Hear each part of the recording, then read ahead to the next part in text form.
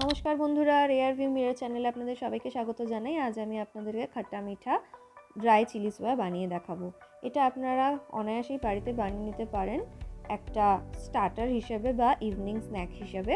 এটা বানানো খুবই সহজ। আমি এখানে 100 গ্রামের থেকে একটু অল্প পরিমাণ সয়াবিন বড়ি নিয়েছি, ভালোভাবে সেদ্ধ করে জল ঝরিয়ে রেখে দিয়েছি।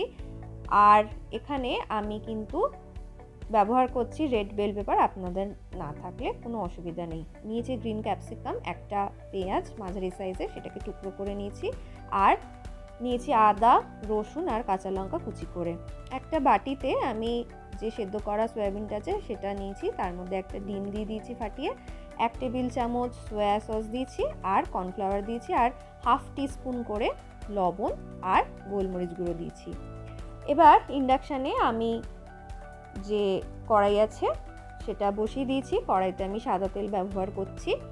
সাদা তেলটা যখন গরম হয়ে গেছে, আমি আস্তে আস্তে ম্যারিনেট করা যে সয়াবিন বড়িগুলো ছিল সেগুলো দিয়ে ভাজতে থাকবো। বেশ লাল লাল করে কিন্তু ভাজতে হবে। বেশ লাল লাল করে ভেজে আমি একটা বাটিতে তুলে নিয়ে আরেকটা ব্যাচে বাকি যে নিউট্রেলাটা আছে সেটাও ভেজে তুলে রাখবো। আমি কিন্তু নিউট্রেলাগুলো ভাজার পর আর কিন্তু কড়াইতে কোনো এক্সট্রা তেল ব্যবহার করিনি। যেটুকু তেল অবশিষ্ট ছিল সেই তেলের মধ্যেই রসুন কুচি, আদা কুচি আর লঙ্কা কুচি দিয়ে বেশ কিছুক্ষণ নাড়াচাড়া করে যে পেঁয়াজের টুকরোটা রয়েছে আর red bell pepper, green capsicum সেগুলো একসাথে দিয়ে নাড়াচাড়া করে নেব।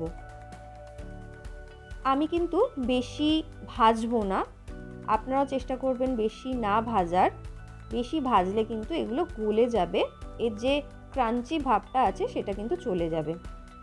বেশ কিছুক্ষণ নাড়াচাড়া করে নেবার পর আমি এখানে একটা সসের কম্বো ঢেলে দিলাম, একটা মিক্সচার ঢেলে দিলাম। যেহেতু এটা খাট্টা মিঠা হচ্ছে ড্রাই চিলি সোয়াটা, সেহেতু এখানে টমেটো কেচাপের ভাগটা একটু বেশি দেবেন। আমি এখানে 2.5 টেবিল চামচ মতো টমেটো কেচাপ দিয়েছি, হাফ টিস্পুন দিয়েছি সোয়া সস, হাফ টিস্পুন দিয়েছি চিলি সস আর হাফ টিস্পুন দিয়েছি ভিনিগার। একসাথে মিক্স করে আমি এই সসটা এর মধ্যে দিয়ে বেশ ভালোভাবে নাড়াচাড়া করে এবার যে ভেজে রেখে দিয়েছিলাম সয়াবিনের বড়িগুলো সেগুলো দিয়ে বেশ ভালো করে নাড়াচাড়া করতে থাকবো। বেশ কিছুক্ষণ নাড়াচাড়া করার পর, যেহেতু আমি অনেকবার এখানে লবণ ইউজ করেছি, প্লাস যেহেতু সসের মধ্যেই একটা নুনের বা লবণের আধিক্য থাকে, তাই আমি কিন্তু এখানে খুব সামান্য পরিমাণ হাফ টিস্পুন মতো লবণ আর গোলমরিচ গুঁড়ো ব্যবহার করছি। আপনারা আপনাদের স্বাদ অনুযায়ী ব্যবহার করবেন। আমার কিন্তু এখন একদমই কমপ্লিট। এবার আমি নামানোর আগে 1 টেবিল চামচ মধু ওপর থেকে দিয়ে বেশ ভালোভাবে নাড়াচাড়া করে ইন্ডাকশান বন্ধ করে 2 মিনিটের জন্য ঢাকা দিয়ে রেখে দেব। আমার কিন্তু একদম তৈরি আজকের খাট্টা মিঠা ড্রাই চিলি সোয়া। আপনারা কিন্তু এটা অবশ্যই বাড়িতে বানাবেন এবং আমাকে কিন্তু কমেন্ট করে জানাবেন কেমন লাগলো।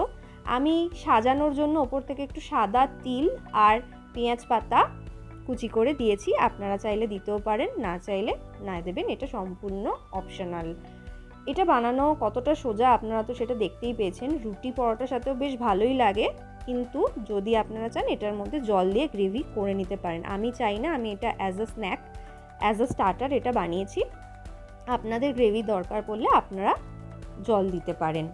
এটা বানানো খুব ইজি, আপনারা কিন্তু অবশ্যই বাড়িতে বানাবেন। আমাকে কিন্তু কমেন্ট করে অবশ্যই জানাবেন। কোনো ফিডব্যাক থাকলে নিশ্চয়ই জানাবেন। আমার পাশে থাকার অনুরোধ রইল। আমার চ্যানেলটা কিন্তু সাবস্ক্রাইব করতে একদম ভুলবেন না। খুব ভালো থাকবেন, ধন্যবাদ।